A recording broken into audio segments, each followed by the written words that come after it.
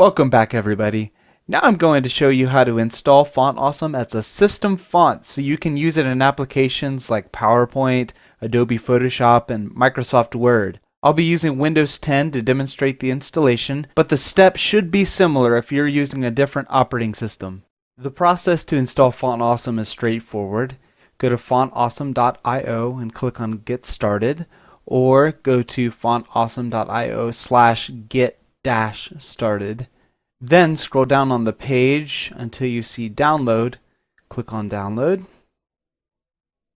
And no thanks, just download Font Awesome 4.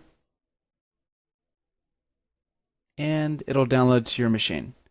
The file is on my desktop. I'll extract it. Here we are. Open the folder. Go to the Fonts folder. And then you want the fontawesome.otf. If this extension is not displaying, just look for OpenType font file in the Type column. Right-click, Install.